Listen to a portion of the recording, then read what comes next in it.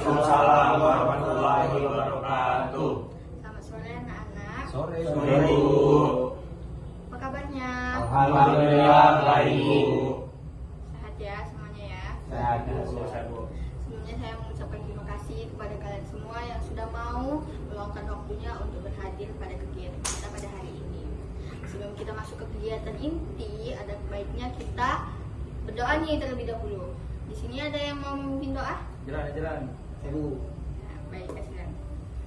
Baiklah teman-teman sekalian, sebelum kita mengikuti kegiatan bimbingan kelompok ini, alangkah baiknya kita berdoa sesuai kepercayaan masing-masing. Doa dimulai.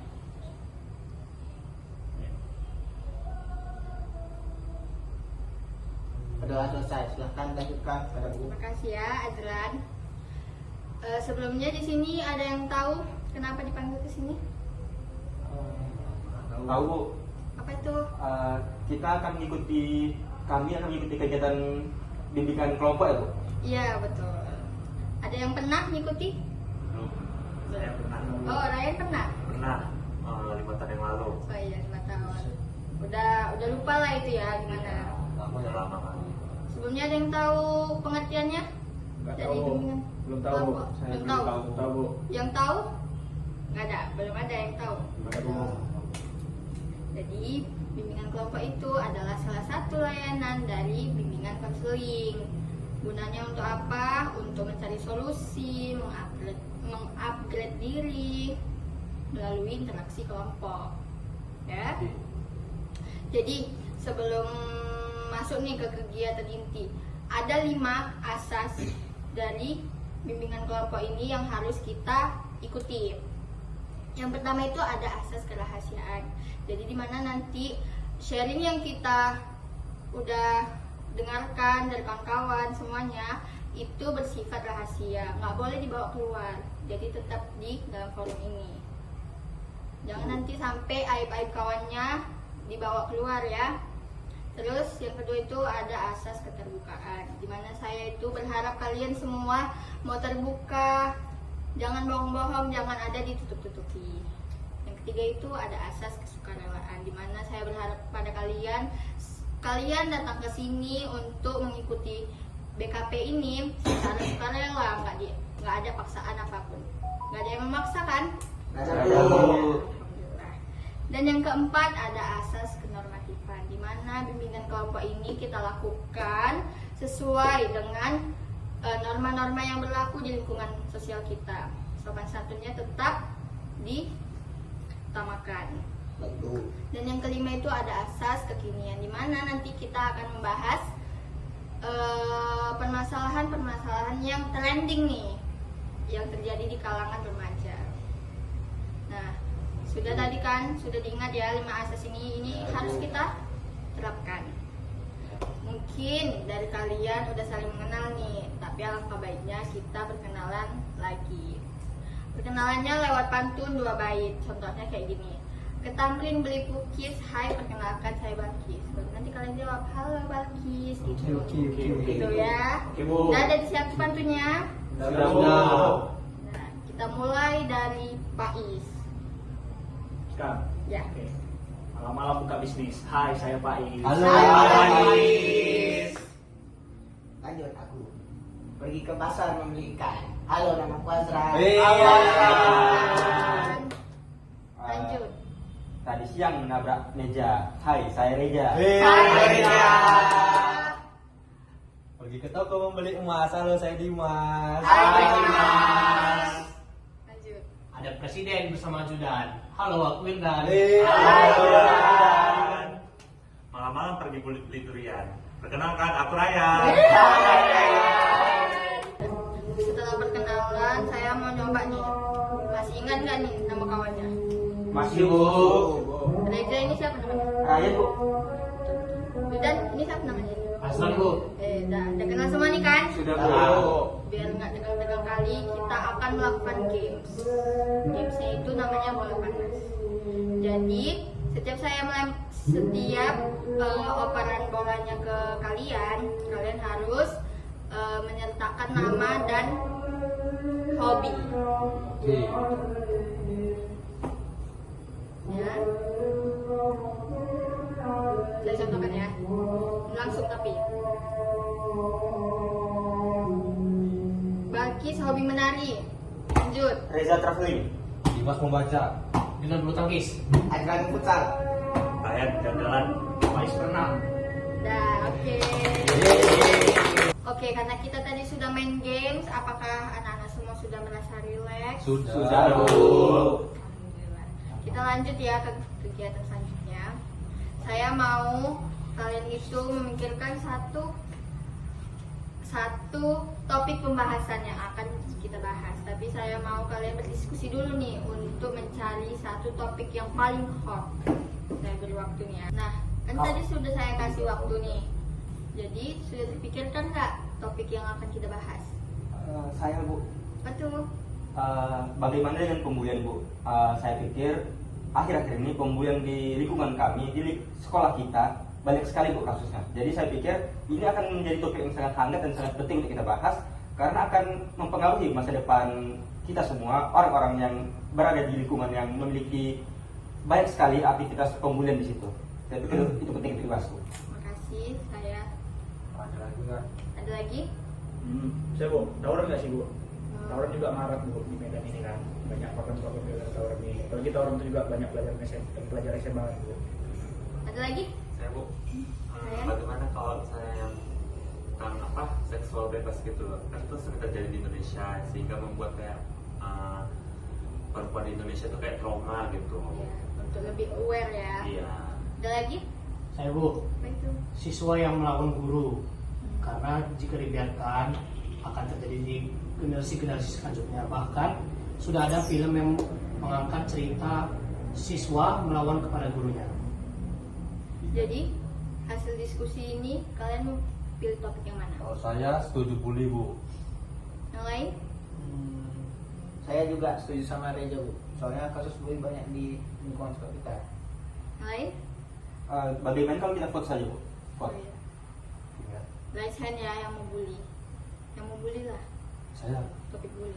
Oh, dan semuanya nih berarti mau. Ya Bu, iya Bu, iya Bu, iya Bu. Saya itu.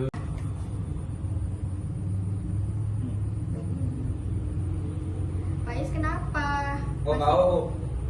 Masih grogi? Enggak Bu. Mau Bu. Berarti udah bisa kita Bisa. lanjutkan. Bisa. Udah bisa kita lanjutkan ke kegiatan satunya. Bisa, Bu. Bisa, Bu. Nah, tadi kan kita sudah berunding nih topik mana yang mau kita bahas, dapatlah pembulian. Jadi saya mau nanya, apakah menurut Dimas, kenapa kita harus memilih topik bully ini? Yang pertama, tentu saya sangat setuju dengan Reja karena pembulian dapat selain menyebabkan dampak kekerasan fisik, selain itu juga bisa membuat trauma kepada korbannya. Karena korban yang terkena bullying, dia itu memiliki kecenderungan untuk menutup dirinya untuk bersosialisasi. Dia jadi takut untuk berbicara, speaking. Ya, pokoknya dampak psikologis yang dapat berpengaruh pada masa depan korban tersebut. Itu menurut saya, Bu. Ada yang mau menambahi?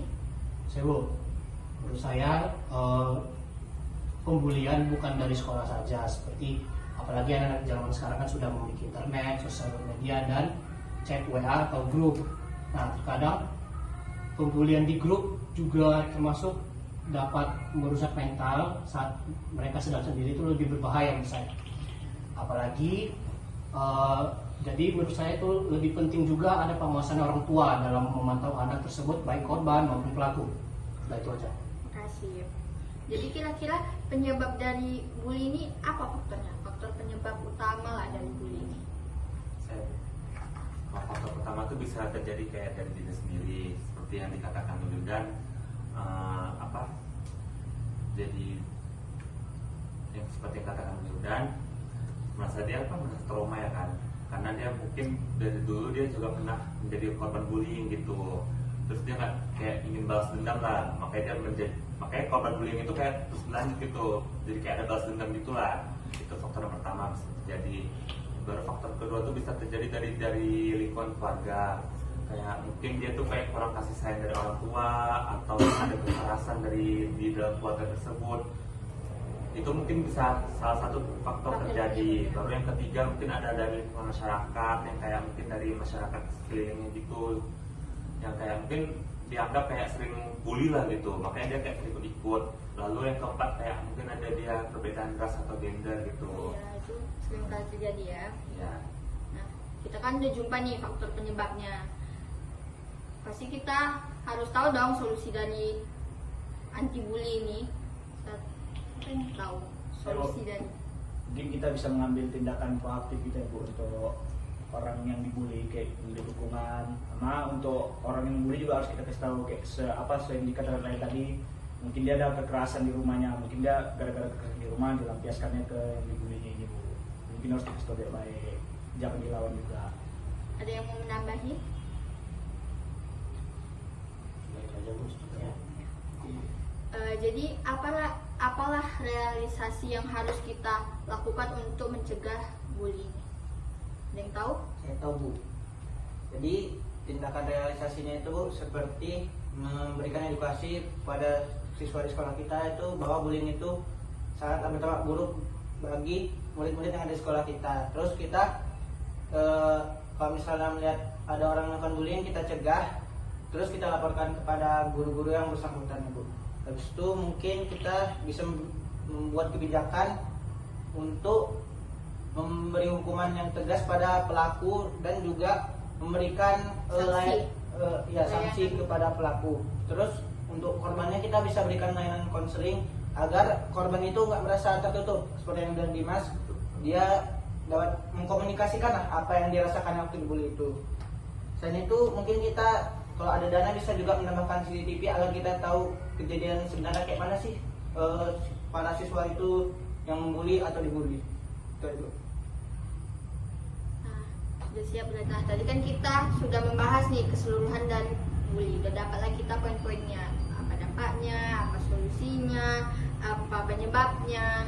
Jadi saya tuh mau mendengarlah komitmen dari kalian. Gimana kalian berpikir ketika terjadi pembulian, gimana kalian bersikap, gimana kalian bertindak, gimana kalian merasa kalau kalian jadi orang yang dibully. Cobalah, apalah yang kalian komitmenkan jika kalian melihat bully? Dari berpikir lah. Ya Bu, yang pasti saya berkomitmen untuk berpegang teguh pada prinsip untuk berpikir bahwa tindakan pembulian itu adalah tindakan yang tidak benar, tidak bagus, tidak baik, tidak dibenarkan oleh hukum. Nah, jadi saya akan berpegang teguh pada pemikiran seperti itu. Kalau merasa? Saya itu merasa kalau misalnya saya itu bersimpati ke korban bullying Bu. Jadi saya itu merasakan kayak mana sih kalau rasanya saya yang dibully, pasti bakal ada perasaan nggak enak, terus malu lah kenapa bisa sampai dibully kan. Jadi saya berkomitmen supaya nggak jadi pembuli itu sendiri, karena pasti bakal gak enak rasanya kalau kita dibully.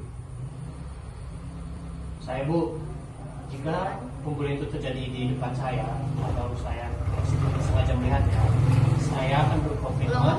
Nggak usah. Sebutin aja loh. 1, Belum. 2, 3. Enggak. Oh, saya Bu. Saya Bu, apabila saya melihat bullying tersebut, saya akan berkomitmen akan bertindak mencegah kedua pelaku dan korban tersebut.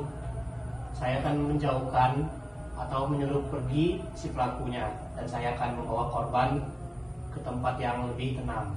Ada yang mau menambahkan? Mungkin bisa dilaporkan Bu tindakan-tindakan dari pembuli tersebut. Soalnya kan kalau kita hanya memisahkan, mungkin mana tahu pembulinya datang kembali kan. Melakukan aksi tersebut. Ada lagi? Kalau saya berkomitmen dalam tanggung jawab, menurut saya Bu, selain kita harus menindak pelaku, kita juga kan ada tanggung jawab tadi. Tanggung jawab maksud saya di sini adalah tanggung jawab kepada diri kita sendiri. Kita bisa saja tanpa kita sengaja, tanpa kita ketahui, mungkin kita bisa membuat kawan kita itu merasa terbuli, tapi kita tidak merasa. Oleh karena itu, kita kan bertanggung jawab atas diri kita sendiri supaya kita tidak melakukan pembulian itu. Menurut saya itu. Baik, mungkin sudah cukup kegiatan kita pada hari ini. Saya ucapkan terima kasih atas keterbukaan kalian semua dalam sesi ini. Kita sudah membahas banyak poin tadi ya, sudah membahas solusi, penyebab, dan dampak, ya kan. Saya sangat mengapresiasi usaha kalian pada kegiatan ini. Setelah kegiatan tadi, saya ingin mendengar nih kesan dari kalian. Coba lah Ryan, kesannya apa selama bimbingan ini? Kalau menurut saya dari bimbingan ini saya tahu apa tuh bagaimana dampak bully, bagaimana faktor-faktor bully. Di sini kayak sangat suka gitu, jadi kayak saya lebih tahu apa itu bullying. Kalau Faiz, Apa kesan? kesannya? Hmm, Kesannya ya asik, seru pembahasannya, banyak ilmu yang didapat. Ya udah sih, itu aja sih kesannya. baik.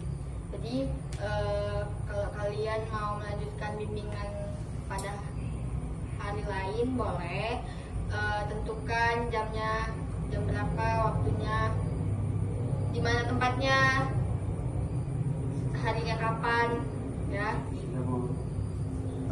Baik Bu. Harapan saya semoga kalian dapat merealisasikan ucapan-ucapan kalian tadi, ya kan, berkomitmen tadi kan udah kan. Jadi sebelum kita mengakhiri kegiatan ini, ada kalanya kita berdoa. Ajaran lagi. Ajaran dulu.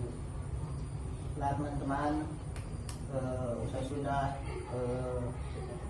kegiatan BKP kita pada hari ini.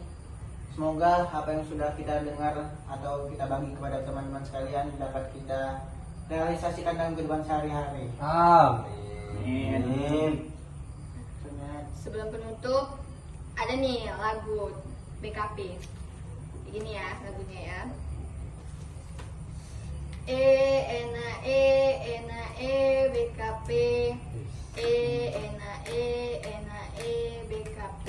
Kalau ada sumur di ladang, boleh kita menumpang mandi. Kalau ada umur yang panjang, ayo kita BKP lagi. Itu diulang sampai 2 kali ya. Baik Bu. Baik Bu. Bu. 1, 2, 3. BKP. BKP. Kalau ada sumur di ladang, boleh kita menumpang mandi. Kalau ada umur yang panjang, ayo kita BKP lagi. BKP.